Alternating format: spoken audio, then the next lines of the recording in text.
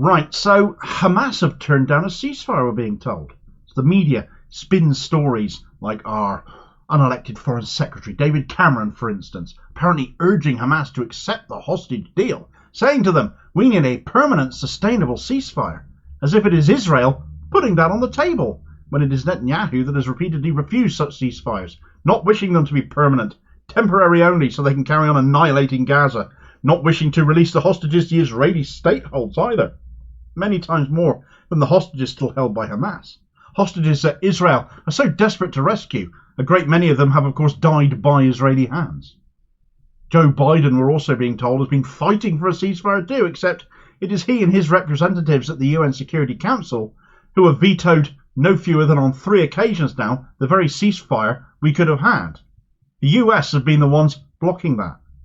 The media are desperately trying to spin it that Hamas this time are the ones who have turned down the ceasefire, to blame them again, to exonerate and excuse Israel. But the truth of it is, it was them that brought the deal to the table. So why would they veto their own ceasefire plans? Right, so if it was Hamas's plans on the table, how come the media is getting away with saying it is Hamas who have walked away then, Damo? Well, it's probably because Hamas did indeed walk away. Not quite in the way you think. Not the way the media are portraying, certainly. Not from the negotiations, as it turns out, because they are set to continue. Hamas representatives were meeting in Cairo to hammer out a 40-day ceasefire before the holy month of Ramadan begins. They've left Egypt. That's what they've walked away from. Egypt. In one of those, I need to go into the desert and scream for 5 minutes moments, because this is what trying to negotiate with Israel, I can imagine, does to you. But even more so when you weren't even negotiating with Israel, because Israel actually couldn't even be bothered to turn up and attend. Here's an excerpt from Al Jazeera's coverage. Hamas says its delegation has left Egypt, but talks on a ceasefire in the Gaza Strip will continue next week until an agreement is reached with Israel, whom the Palestinian group says has thwarted mediators' attempts to broker a deal before the Muslim holy month of Ramadan. Hamas's delegation left Cairo this morning for consultation with the leadership of the movement, with negotiations and efforts continuing to stop the aggression, return the displaced, and bring in relief aid to our people, a Hamas statement said on Thursday. Senior Hamas official Sami Abu Zuri said Israel had been thwarting efforts to conclude a ceasefire mediated by Qatar and Egypt during 4 days of talks in the Egyptian capital, Cairo. Abu Zuri said Israel was rejecting Hamas's demands to end its offensive in the enclave, withdraw its forces, and ensure freedom of entry for aid and the return of displaced people. There was no immediate comment from Israel. Israel did not send a delegation to these recent negotiations, during which representatives from Hamas, Qatar and Egypt tried this week to secure a 40-day ceasefire in time for Ramadan, which begins early next week. The agreement would see captives being held by Hamas and other Palestinian groups in Gaza be exchanged for Palestinians held in Israeli prisons. Reporting from occupied East Jerusalem, Al Jazeera's Hamza Salhut said, this round of talks has concluded with no substantial answer or solution for a ceasefire or pause in the fighting. It is worth mentioning that the Israelis themselves chose not to send their own delegation to Cairo for this round of talks because they were hoping to receive a list of names of all of the captives who are alive and currently being held in Gaza, Salhut said.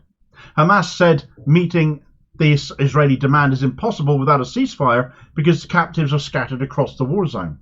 According to Salhut, there were reports indicating there would be another round of talks next week. So, functionally, no agreement could be reached between Egypt, Qatar and Hamas because Israel were not part of the discussions, had refused to go, because they wanted a list of surviving hostages, which, given how spread out they are now, has been impossible to provide without a ceasefire first. Israel are also still refusing to leave Gaza and allow people to return to what is left of their homes, playing into many narratives that Israel are still hell-bent on seizing Gaza for themselves. Everything is once again at an impasse because Israel won't do anything unless they get things all their own way. They want their hostages back, but they won't leave Gaza. They're all take, there's no give, there's no compromise, therefore you can't negotiate like that. There are some 130 Israeli hostages still held in Gaza as far as we know. Israel holds some 7,000 Palestinians in their prisons. People who, if released, would have to be permitted to return home. And once they have, that's more Palestinians that would have to be removed from Palestine if Israel is to take over the Strip. Israel have gone to great lengths to prevent people returning home at every turn of this conflict that's been ongoing since October 7th. Israel are always loath to let them back for that reason. We know they want the land, but without the people that come with it. Fundamentally, without Israel's presence, they wasted time and effort when they showed no intention of coming to a ceasefire agreement. And let's face it, even if they did agree to it, the question of whether they'd stick to it is another matter entirely, because Israel have a very poor track record of doing so. Here's what Hamas were actually proposing by way of a ceasefire deal, according to independent journalist Suleiman Ahmed, who's posted it onto Twitter. A ceasefire in Gaza 1 week before the start of the implementation of this deal. Clear Israeli acknowledgement of withdrawal from Gaza with international guarantees to achieve this withdrawal. No humanitarian truce, which is what Israel want, but rather a cessation of aggression on Gaza entirely. A permanent ongoing ceasefire, in other words. Freedom of movement in Gaza and allowing all displaced persons to return to their homes and areas without any conditions put upon that. From the first day of implementing the deal, aid will be allowed to enter all areas of Gaza without segmenting it into security squares, and I dare say without settlers blocking it from getting in. After the first week of the ceasefire in Gaza, the exchange process of hostages will begin, with Hamas not objecting to it being in installments and with international guarantees that Israel will not violate these agreements. Who's going to play peacekeeper then? Because nobody's volunteered so far, have they? Absolute rejection of allowing any released detainee outside Palestinian territories, and each is released in their own region. Release all detainees from the Shalit deal, who were rearrested as a breach of the deal previously, numbering 57 detainees without being part of this deal.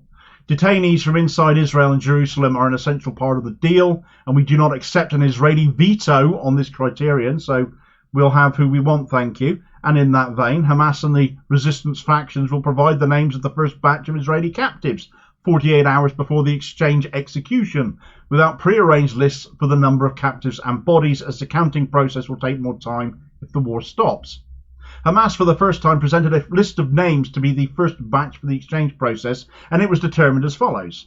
160 detainees with the highest and oldest sentences, starting with the following names: Marwan Barghouti, Ahmed Sadat, Abdullah Barghouti, Ibrahim Ahmed, Abbas al-Sayed, and the rest of the names in the list according to precedence and judgment without regard to faction or geography. All women, regardless of their sentences, faction or geography. All patients, regardless of their sentence, age or identity, and this clause is titled Prisoner Walid Daka. Elderly individuals, with the definition of elderly being 60 and above according to international standards. All children and minors, regardless of their sentence or identity, with the age limit defined as 18 and below according to international standards.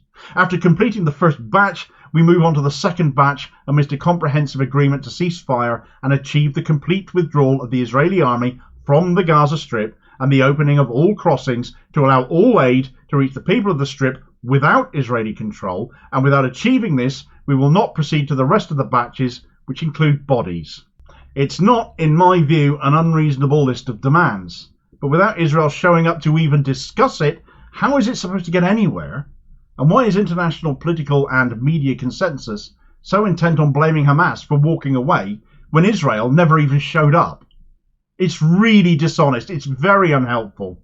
It doesn't lead to a ceasefire, and all it does is continue further pathetic attempts to frame Hamas as the only ones ever at fault for there being no ceasefire. It takes both sides. So where is that condemnation of Israel then? It's not even happening. Hamas want a permanent ceasefire and withdrawal from Gaza by Israel. Israel just wants another humanitarian pause they undoubtedly wouldn't stick to, because when have they ever done so previously? The prioritization of hostage releases is sensible. Aid and infrastructure repair, along with the return of people to go back where they wish in their lands. We really are only talking bare minimum stuff here, surely. People in Gaza are dying right now because aid isn't getting in. And throughout all of this, Egypt and Qatar aside, special mention for South Africa as well, of course, going down the legal route, where is the rest of the world in all of this? When the media says it is Hamas rejecting a ceasefire, they're lying. Israel rejected the ceasefire. Hamas brought a ceasefire deal to the table. Not excusing what they've done in saying that at all, but certainly not excusing the much worse ongoing actions of Israel since October 7th either. Israel only ever want temporary stops so they can resume annihilating Gaza and the people there afterwards. Because unless this ends with no more Gaza and no more Gazan people, Israel really do not appear to be interested in any other solutions. And until more countries get that message and their leaders take action accordingly, things will only continue to deteriorate. The genocide continues to be ignored. Starvation is very much one immediate issue, especially in Rafah, where much of the Gazan population remain trapped. Once again, it is South Africa taking Israel back to The Hague over this, though, third time, and you can find out all about that story on this video recommendation here, and I'll hopefully catch you on the next vid. Cheers, folks.